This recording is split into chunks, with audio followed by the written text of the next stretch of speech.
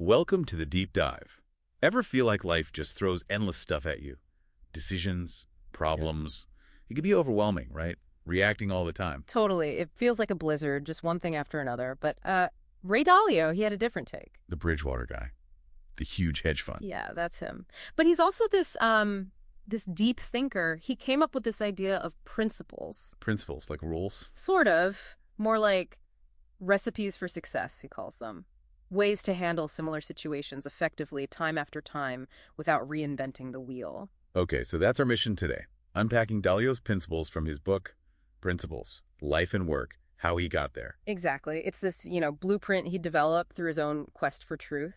And a lot of it came from some pretty tough experiences. So not just theory, stuff learned the hard way. Definitely. I mean, his passion started early, age 12. Investing money he made caddying. Funny story, he bought Northeast Airlines stock. He admits it was a stupid rationale, thought it was the only company he'd heard of with stock under $5, but it tripled. That hooked him. Huh. Beginner's luck, maybe. But there's more to his success. He mentions meditation. Right, transcendental meditation. He actually credits it for much of his success. Yeah. That connection between, inner calm and making good calls. Interesting. But you said tough experiences were key. It wasn't just early wins then. No, far from it. The real crucible, the thing that changed everything, was the 1982 market crash. Ah, okay. What happened there? Well, Dalio was super confident. He predicted a massive economic depression, went public with it, even testified to Congress. Wow, big call. Huge. And he was completely, utterly wrong. Dead wrong, his words. Ouch. What did that mean for Bridgewater? Catastrophe. He lost almost everything, had to fire all his employees, which was basically his friends back then. He had to borrow $4,000 from his dad just to get by. Wow, back to zero. That must have been crushing. He described it like being hit over the head with a baseball bat. It completely shattered his ego, his overconfidence. Yeah, I can imagine. How do you come back from that? Well, that's the fascinating part. He says it was one of the best things that happened to him. How? Because it forced a total mindset shift. He went from thinking, I know I'm right, to asking, how do I know I'm right? That humility was the key. Okay, so the failure led to reflection. Exactly. Yeah. It led to his core formula. Pain plus reflection, progress. He realized pain is just a signal. A signal that you messed up. Well, yeah, but more that there's something important to learn. Instead of avoiding pain, you need to, lean into it, explore it. That's where the growth is. Pain plus reflection equals progress. I like that. And this led him to define these principles. Precisely. He defines a principle as a fundamental truth that helps you get what you want out of life by guiding your behavior. He starts seeing everything, life, work, markets, as machines. Machines, literally. Not literal gears and levers, but systems. Systems with cause and effect rules. If you can understand the machine, you can understand the rules. You can systematize your decisions. Maybe even turn them into algorithms. Okay, so it's about finding the patterns, the underlying logic, even in messy human stuff. How does that translate into action? He has that 5-step process, right? Yeah, that's his core framework. It's pretty straightforward, but powerful. 1, have clear goals, know what you're aiming for. Makes sense. 2, identify problems and, crucially, don't tolerate them. See them as potential improvements screaming at you. Okay, don't sweep them under the rug. Right. 3, diagnose those problems to find the root causes. This can be tough. It might point to your own weaknesses. Need that honest reflection again? Absolutely. Yeah. 4, design a plan to get around the problem. Yeah. 5, push through to get it done. Stick with it. And it's a loop. You keep cycling through it. Got it. Goals, problems, diagnosis, design, do. And underpinning this are things like radical open-mindedness. Yes, that's crucial. It means genuinely accepting that you might not know the best possible path, being truly open to other ideas. And radical transparency. Sounds intense. It is. It means being totally upfront, saying nothing about someone you wouldn't say to them. It's about bringing truth out into the open because, as he says, you have nothing to fear from knowing the truth. Creates an environment where problems can actually be tackled, I guess. No hiding. Exactly. Which ties into his idea of believability-weighted decision-making. Okay, what's that? Sounds But complicated. it's actually quite practical. You give more weight to the opinions of people who are believable on a topic. And believable means. Someone who's successfully done the thing you're trying to do at least 3 times, and they can explain the cause and effect behind their success. It's about track record and reasoning. So not just listening to the loudest person, but the most credibly successful and articulate one.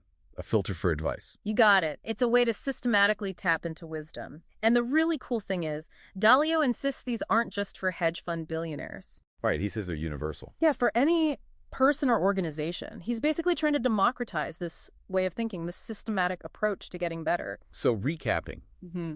that journey from painful failure, the pain plus reflection progress formula, seeing life as a machine, and then these practical tools like the 5 steps and radical truth. It's a powerful package. And his biggest piece of advice, really, is for you listening. Which is? Write your own principles. Don't just read his. Figure out yours. It forces you to really think about your goals, your values, where you stumble, your blind spot. That sounds like hard work. Profound self-codification, as he puts it. It is, but it turns challenges into chances for growth. It's about learning to fail well, getting the lesson without getting wiped out. So embrace the suck, go to the pain. That's the idea, because Dalio suggests true growth, the real breakthroughs, are often hiding right there in the places we instinctively want to run from, just waiting for that reflection.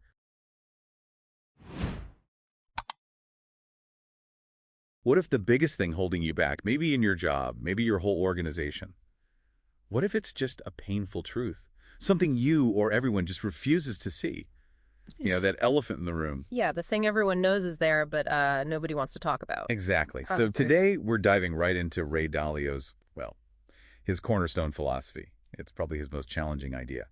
Radical truth and radical transparency. It's crucial to get this right. This isn't just like normal honesty or being blunt. It's way more than that. It sounds almost systematic, like a process. It is. Think of it as a way to try and strip away all the subjective stuff, ego, feelings, wishful thinking. To just see reality, like pure reality as it is. That's the goal. Creating an objective reality testing machine, almost, So, to fight our own biases. okay, but here's the thing.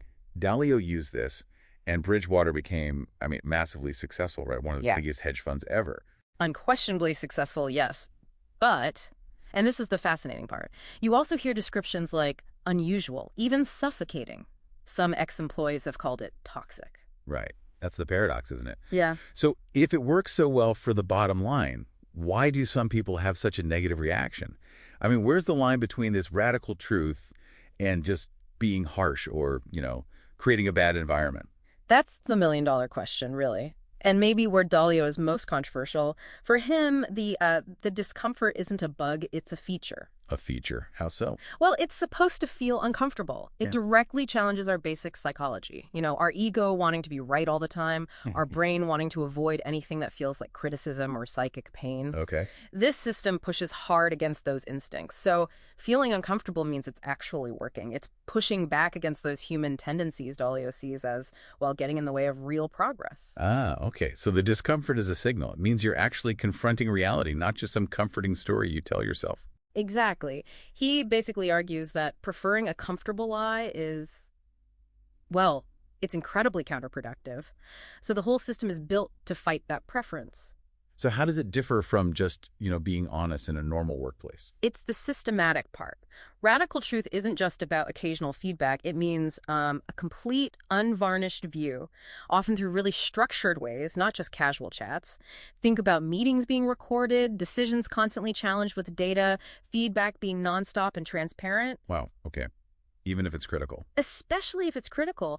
The idea is data over politeness, truth-telling as a daily habit, baked into the process, even when it hurts a bit. So it's about building a culture where that difficult truth is just the baseline, the foundation for everything. That's the aim, and Dalio argues the payoff is huge. Faster learning because mistakes are obvious and get fixed. Right, no sweeping things under the rug. Deeper relationships, supposedly, because you clear the air, less office politics, and ultimately just better decisions because you're working with the actual facts. It allows for that believability-weighted decision-making he talks about. The best idea wins, not just the loudest person. Precisely. It's all about aligning with reality. Okay, so facing the truth, Yes. seeing reality clearly, that's step one. But then what? What do you actually do with that uncomfortable truth once you see it? Now that's where the rubber meets the road. Seeing the truth isn't the end goal. It's just the essential starting point. The foundation. Exactly. It's the input you need for the next phase, which is all about learning, adapting, improving, turning those hard truths, those mistakes, into actual results. Like Dalio says, Go on. realize that you have nothing to fear from knowing the truth. The fear holds you back, but the truth, once you have it, lets you move forward. Okay, so knowing the truth is critical. But the big question for you, listening, is probably forming now. How do you take those truths, those problems, those mistakes, and systematically turn them into progress, into results? It's one thing to face reality. It's another thing entirely to have a process to deal with it effectively.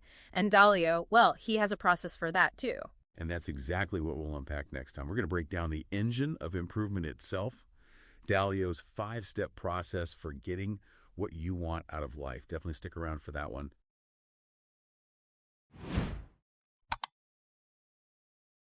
Welcome to the deep dive. Today, we're going deep on Ray Dalio's 5-step process.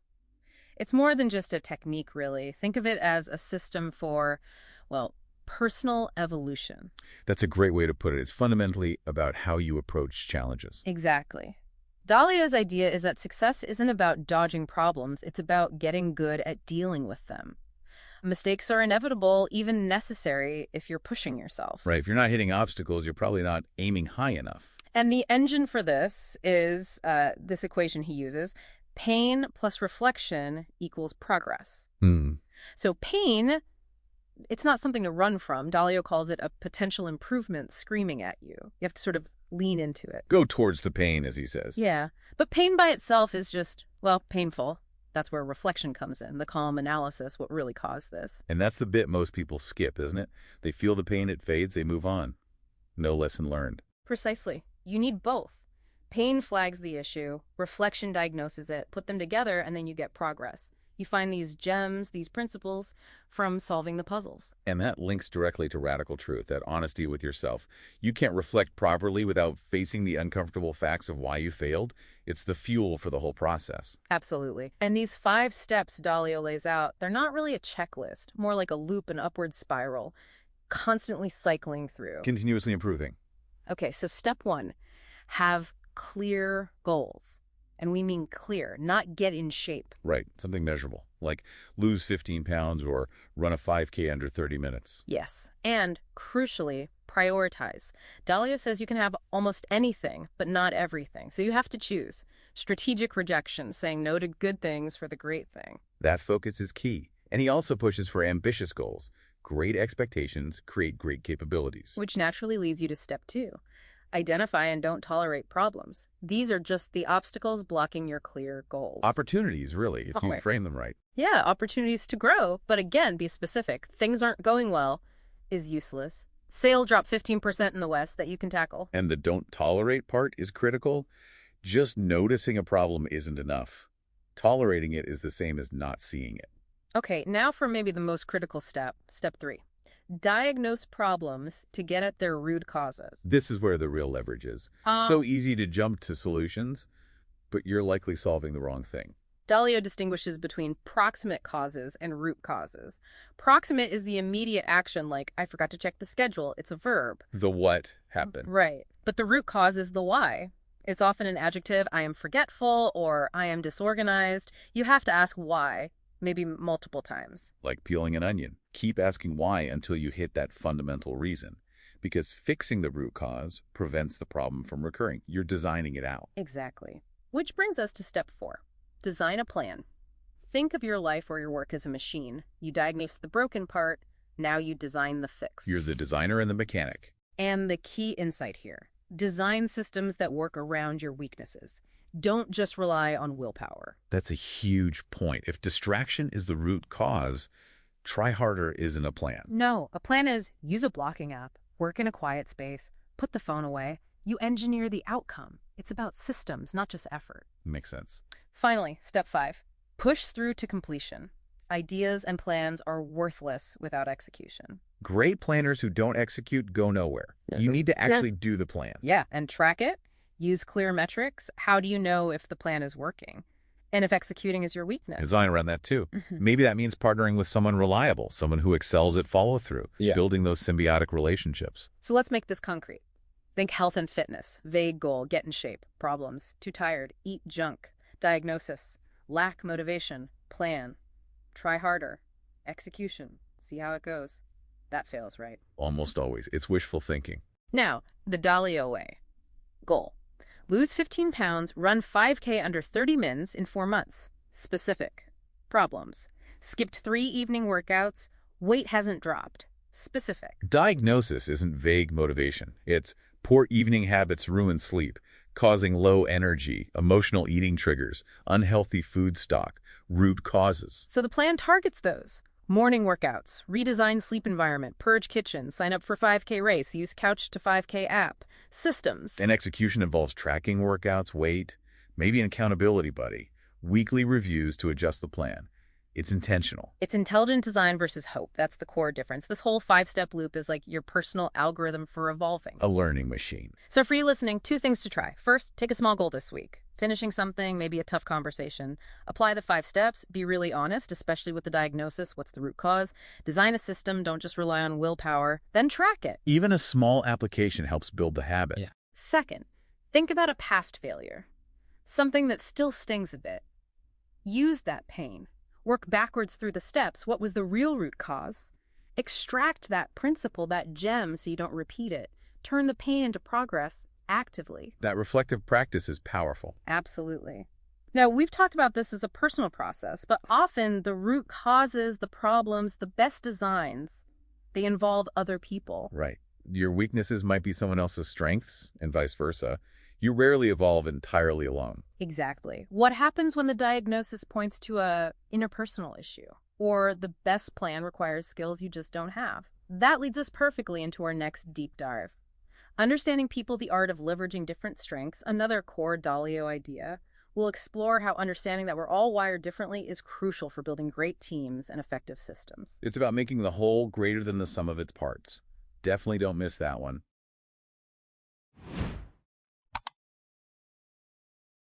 Okay, so we've all seen it, right? A team just full of really talented people, but it kind of falls apart. Mm-hmm. And it's not usually about skill, is it? It's friction, maybe personalities clashing, or just bad communication. Yeah, totally. You get the big picture visionary bumping up against the super meticulous planner, or the spontaneous ideas person driving the cautious one nuts. Exactly. So what if there was a way to actually decode all that, understand those human differences, and maybe even turn them into a strength? Well, it's pretty much exactly what Ray Dalio, the founder of Bridgewater Associates, set out to do. He built one of the most successful hedge funds ever on this core idea. Understand that people are wired very differently. Huh. So it's not just like a nice HR idea. No, for Dalio, it's more fundamental. It's an exploitable reality, he calls it. A basic truth you need to grasp to build really top-tier, high-performing teams. Okay, wired differently. So this isn't just personality quirks. He means something deeper. Yeah, he argues our brains are literally structured differently, which means, essentially, we each experience reality in our own sort of distorted way. Distorted, well. Yeah. And here's the really interesting part, for me anyway. He says, people's greatest weaknesses are the flip sides of their greatest strengths. Oh, okay. Like the brilliant creative type might be terrible at organizing. Exactly. Or the super organized planner might not be great at spontaneous thinking. So the goal isn't to fix the weakness. It's to leverage it. You build teams where people's strengths cover each other's gaps. That's the idea. Assemble teams of complementary specialists. Sounds great. But how do you actually figure out those real strengths and weaknesses? Especially when, we all kind of want to look good and hide our flaws. Right. You've nailed a key problem there. Dalio talks about the ego barrier, that need to look good, hide the weak spots. Mm-hmm. And then there's the blind spot barrier, which is maybe even trickier. That's where you literally just can't see your own flaws. You can't see them at all. That's his take. And he's pretty stark about it. He basically says, don't expect people to recognize and compensate for their own blind spots. Wow. Okay. So if people can't do it themselves, then the system has to help. The organization, the processes, they need to make those blind spots visible. So the system steps in. Yeah. And that starts with really embracing cognitive diversity. Yeah. Different ways of thinking. Exactly. Think about like a sports manager putting a team together. You don't want 11 quarterbacks, right? Right. Be defense, offense, specialists. Precisely. Dalio argues diverse thinkers just consistently outperform groups where everyone thinks alike. They stress test ideas better. And this leads right into his idea of thoughtful disagreement. Respectful disagreement. That sounds different from how most companies see conflict. Usually conflict is bad, right? Yeah, in most places, it's seen as dysfunction. But for Dalio, it's like the way to get to the truth, it's a mechanism. A mechanism for truth. Because it forces people to really explain their reasoning. It surfaces hidden assumptions, different perspectives, potential biases. He argues that avoiding that kind of productive conflict, that actually leads to worse decisions later on, more inefficiency. Okay, so they embrace disagreement, they acknowledge different wiring. How did Bridgewater actually, do this? How did they systematize it? Well, they built a whole toolkit. For starters, they used personality assessments, things like Principles U, and they used Myers-Briggs for a long time, too. Okay. Now, the goal wasn't necessarily perfect scientific validity, It was more about creating objective-ish profiles and giving people a common language to talk about these differences. You'd learn about archetypes like creators for ideas, refiners to challenge and find flaws, executors to get things done. So you get these profiles, like a starting point. But then you mentioned real-time stuff, the baseball cards, and dot collector. Yeah, that's where it gets really intense. The baseball cards are these dynamic digital profiles for everyone. Just strengths, weaknesses, track record, even a believability score. Believability. Based on what? Based on their demonstrated track record in specific areas. And the dot collector, that's an app, usually on an iPad. In meetings, people are rating each other in real time on different attributes. Whoa, real-time ratings. Yep. Like, how logical was that point? How creative. It creates this constantly updating, what Dalio calls a pointillist picture of each person. That sounds incredibly rigorous, almost hyper-analytical. I mean, the goal is a radical truth, I get that, but that level of constant scrutiny, surely there's a human cost. What did people say it was like? Yeah, you're right to us. That kind of intense transparency, it definitely creates a radical human challenge. There's no denying the criticism. People, former employees, they've described the culture as cult-like, sometimes a culture of fear, even traumatic or like a meat grinder. So it really highlights how incredibly difficult it is to apply these principles so radically, even if the goal is understanding. Clearly not for everyone. But Dalio's stated goal, you said, is meaningful work and meaningful relationships. How does this whole intense system supposedly lead to that? Well, the meaningful work part, in his view, comes from matching people to roles where their innate wiring, their strengths can really shine. It helps them evolve personally. And the meaningful relationships, he believes they can only be built on that foundation of radical truth and trust. Forging genuine bonds because everyone knows exactly where they stand. No hidden agendas. So summing this part up, if you want to leverage different strengths, the starting point is really understanding your own wiring, especially the weaknesses, the uncomfortable bits. Right, and then embracing that cognitive diversity, that friction, not shying away from it. And maybe the hardest part, building actual systems or processes to see people and yourself as you really are, not just how you wish you were. Yeah, so maybe something practical for you listening. For the next couple of days, just try observing thinking styles around you. Your boss, maybe your partner, a colleague. How do they tackle problems? Can you spot if they lean towards being a creator or a refiner or an executor? See if understanding their wiring makes their actions make more sense. That's a good exercise. And maybe one for yourself, too. Think about your own weaknesses. Pick one area where you know you consistently struggle. Instead of just feeling bad about it, ask yourself, okay, what's one system or one tool or maybe even one person I could lean on to help compensate for this? It's about designing around it. Right. Playing to your strengths. Exactly. And, this whole deep dive into understanding people, their wiring, their strengths, their weaknesses, it's really the crucial setup. It's the launch pad for Dalio's maybe most revolutionary idea. Which is? Once you have this team of diverse thinkers who understand themselves and each other through this kind of radical transparency, how do you actually ensure the best ideas win out, no matter who they come from? Okay. So that's where we're going next. Join us then as we get into the mechanics of Dalio's idea meritocracy.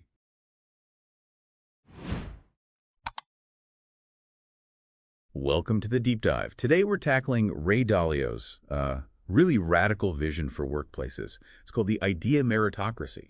Our mission, to unpack what it is, how you build it, and crucially, what happens when its, logical structure meets actual human beings. Is it utopian? Or maybe something else. So let's start with what it isn't. It's not just one leader calling all the shots, right? That's autocracy. Exactly. And it's also not democracy where everyone gets an equal, say, like one person, one vote. Okay. Dalio calls it a A system that brings together smart, independent thinkers and has them productively disagree to come up with the best possible collective thinking. And then, importantly, resolve their disagreements in a believability-weighted way. Believability-weighted. We'll need to get into that. Definitely. But the foundation rests on two main pillars. Radical truthfulness, essentially. Don't filter your thoughts, especially critical ones. Say what you really think. Right. And radical transparency, making most information, data, even meeting recordings, accessible to almost everyone. Yeah. He uses this analogy of interlocking gears. Transparency allows for thoughtful disagreement, but that disagreement needs believability-weighted decision-making to actually resolve things and move forward. Take one gear out. And the whole thing grinds to a halt. Makes sense. So let's talk about that middle gear. Thoughtful disagreement. How does that work in practice without just turning into arguments? Well, the core idea is that it's not a battle. It's supposed to be an exploration of truth. People should have a genuine fear of missing important perspectives. A fear of being wrong, essentially. Or rather, a fear of not seeing the whole picture.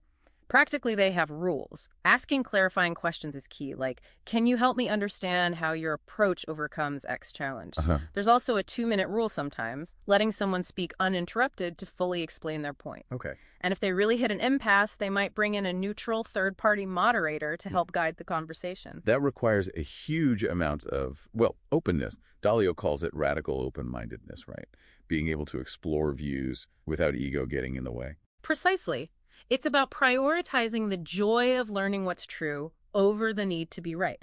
He talks about two big barriers we all have. Which are? The ego barrier, that part of us that hates being wrong, and the blind spot barrier, the fact that we just inherently can't see things from every angle. Yeah, we all have those. And for Dalio, this isn't just theory. He points to his own massive failure back in 1982, a market bet he was totally arrogant about, which almost bankrupted his firm, Bridgewater. Oh. He says that experience forced him to develop this system almost as an assault on the human ego, starting with his own. Okay, so people disagree thoughtfully. They try to be open-minded. But what happens when they still don't agree? That's where the believability-weighted part comes in. Exactly. This is where it really diverges from democracy. It's not one person, one vote. Instead, the opinions of people deemed more capable decision-makers on that specific topic carry more weight. More capable. How do you measure that objectively? It's based on a strict 2-part test for believability. First, track record. Have they succeeded in this specific kind of situation at least 3 times before? 3 times. Okay. Specificity matters. Very much. Second, explanation. Can they clearly and logically explain the cause and effect reasoning behind their view? It's not enough just to be right. You need to explain why. So you need both the wins and the reasoning. Correct. At Bridgewater, they use tools to track this, things like baseball cards showing people stats, and the Dot Collector app for real-time feedback on believability during meetings. I can see the logic, elevating expertise. But couldn't that create its own problems, like an intellectual oligarchy? That's exactly the criticism. Some argue it can lead to a situation where only the views of established, believable people get heard, potentially shutting down genuinely novel ideas from newcomers who haven't built that track record yet. People might just try to mimic Dalio, become artificial Ray Dalios. Right. And putting this kind of system in place must be a massive cultural undertaking. Dalio himself admits it's uncomfortable and downright disconcerting, especially for leaders used to less scrutiny. Absolutely. And reports from some former employees and journalists paint a picture that's quite different from the ideal. Terms like culture of fear and cauldron of fear and intimidation have come up. Fear. That seems counterintuitive to radical truthfulness. It does. There are accounts of public criticism, feeling constantly judged, even allegations of bullying. Some reports mention things like an internal security team nicknamed the Politburo and widespread surveillance. That sounds intense. Yeah. And potentially contradictory to the principles of transparency and trust. It raises a really central paradox, doesn't it? Can you really get to genuine truth and foster deep trust using a system that relies so heavily on, constant evaluation, structured disagreement, and what some perceive as pressure or even coercion? Does it force truth or just a performance of truthfulness? So to wrap up, the idea meritocracy is this fascinating, ambitious system. Logically, it makes a certain kind of sense, bypass ego, weigh expertise to get better answers.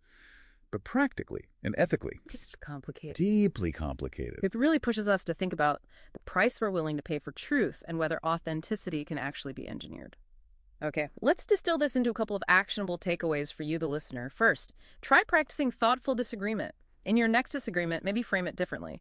Try something like, okay, my current thinking is X because of Y. Can you help me see what I might be missing from your perspective? The goal shifts from winning to understanding. Second, think about identifying your own believable people. When facing a big decision, consciously apply that two-part test Dalio suggests. Who really has a specific track record, and who can really explain their logic? Seek them out, especially if their view challenges your own. And maybe a final thought to leave you with. Consider your own tolerance for psychological discomfort in pursuit of what's true. Is there a line where striving relentlessly for the best idea, as defined by a system, might start to erode genuine human connection, or maybe even stifle the kind of unexpected innovation that doesn't fit neatly into believability scores? Something to definitely think about. Thank you for joining us on this deep dive.